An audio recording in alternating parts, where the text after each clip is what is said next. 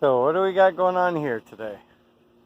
Well, the boys have decided to go for their evening bike ride, and I was just planting those few flowers around the base of that tree.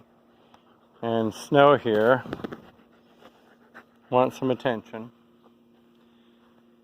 So, a couple of we've been asked where we were, what happened to us, we all okay, and when people were concerned about us, which, we rightfully, disappeared and didn't post any videos, but, I'll talk about that in another one.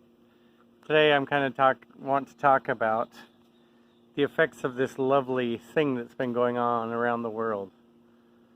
And what it means to all of us and what we can do. For one thing, we were lucky my job was not impacted by this.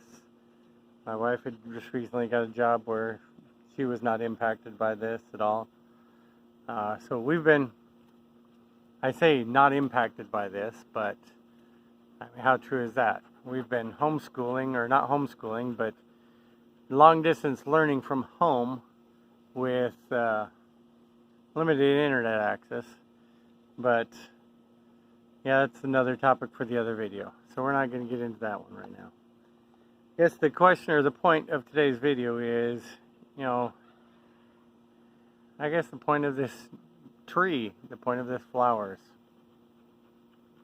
This lovely pandemic takes lives.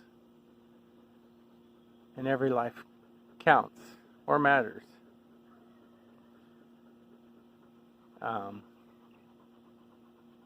This tree is I believe it's an eastern redbud. I was going to lie and say it was a southern redbud. Eastern redbud. In the spring, it shoots out a bunch of purple flowers along the stem all over, and then it starts to spread out the green leaves. One of the reasons why we haven't had this lovely specimen on our place is we've got something that likes to come and eat the corners off of it. I believe that is an invasive species called a leafcutter ant. But so I noticed that it was getting attacked a little bit more, so I've put some ant bait around the base. I need to water in the flowers, and if I get too much of that watered into the base of the flowers, then I'll spread some more out. That's why the container's sitting there. But that's not the point of why we have this tree. My kids have one less grandmother living right now because of this lovely pandemic. My mother-in-law passed away. So it's been a week and a half-ish or something since that happened.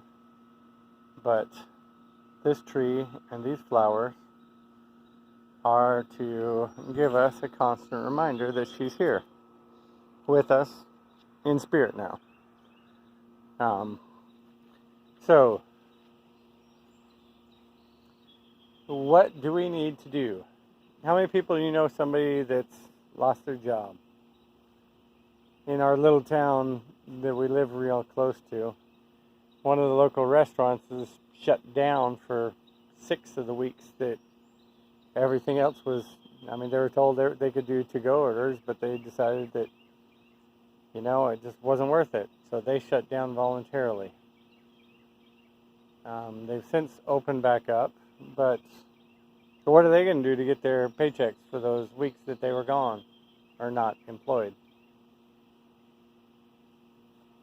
How many of the other local businesses, in that time even were to-go orders only? And if you look at what their total daily sales were compared to what they were getting from to-go orders only, it's a joke. And they would tell you that. So, I guess one of the things I'm trying to say is shop locally, support locally. Do what you can. Do what you feel comfortable with. I know people aren't necessarily comfortable going out to eat at this time. I am okay with that, and I understand that. San Antonio or Bexar County is ranked 5th in the state of Texas for the crazy virus. So we're number 5. And let's see, if I have a choice of driving into a county that's got 2,500 cases, or going into 2 different directions where they're closer to 25 or 30 cases, which way do you think I'm going to go do my shopping?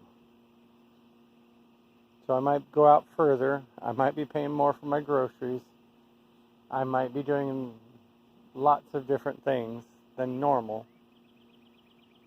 But I'm also out trying to help out local businesses when I can. And yeah, a grocery store is a grocery store. And when I'm not buying things here locally, yes, I'm going to the big box stores. But I'm not going in where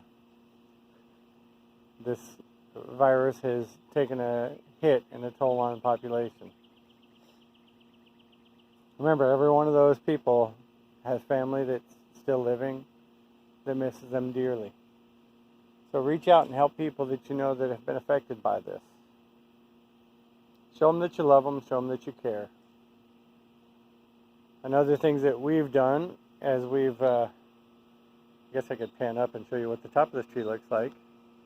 For the first 6 or 7 weeks of this craziness, we had tons of phone calls because you couldn't find eggs. We even had, for like 1 or 2 of those weeks, we had a waiting list. I can get you eggs and I'd be glad to give them to you or get them to you, but it might take 2 days. And so I'd get them to people. But after that happened, I still have a few regulars that need to have stuff. I picked up another regular as I was driving to do the next thing I was going to suggest you do. I'm going to be driving out of my driveway, and one of the ladies in the neighborhood was walking down on the road, and I just stopping and talking to her, make sure she was okay. I said, I don't even have a phone number for you or anything. I just want to make sure you're okay. Is there anything I can do for you? Do you need anything? Do you need eggs? I can get you eggs. I can get you... You need something, let me know, because I have to go out for work. I can get stuff on the way back. I can check places and find things. May take me a while, but I can help you find what you're looking for. So she did say that she would love some eggs, and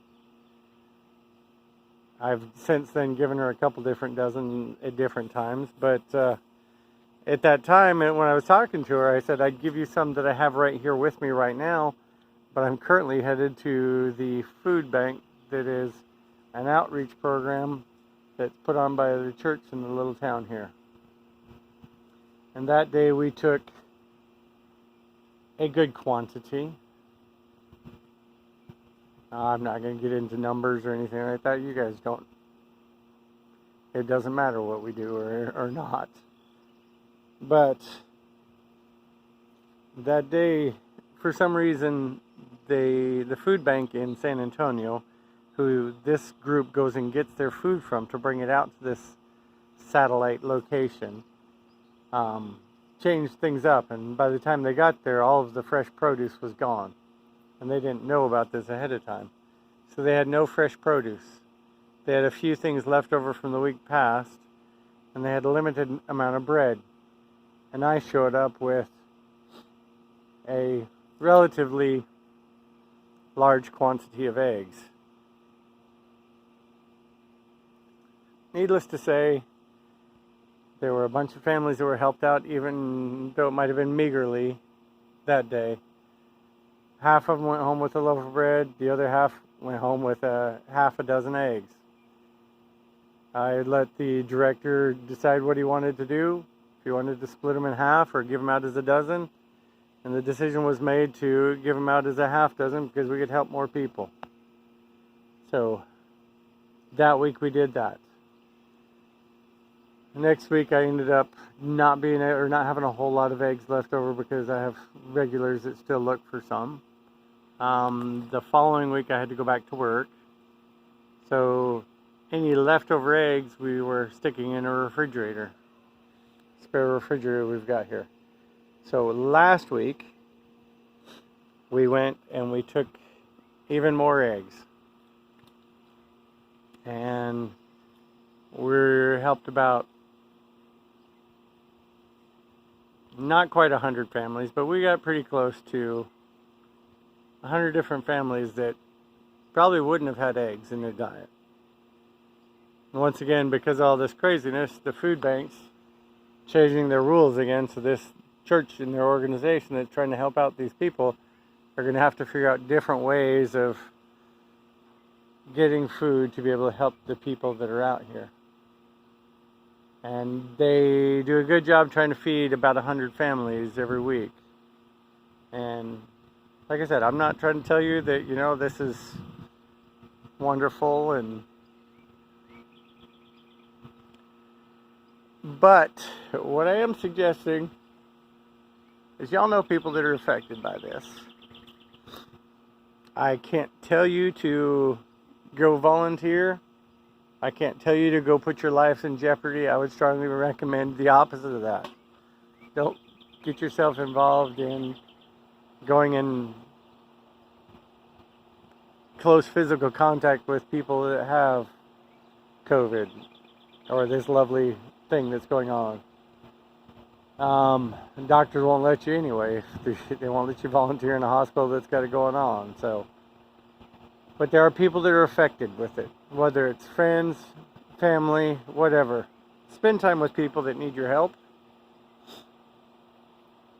That's the best thing you can do for anybody, is help them out in their times of need. So,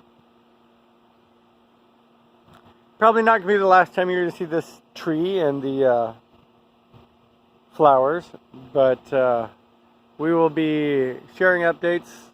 I threw some stuff to try to help take care of these little ants that are in here picking on this poor tree. But we'll get some more updates coming. We'll talk about the main reason why we didn't post anything.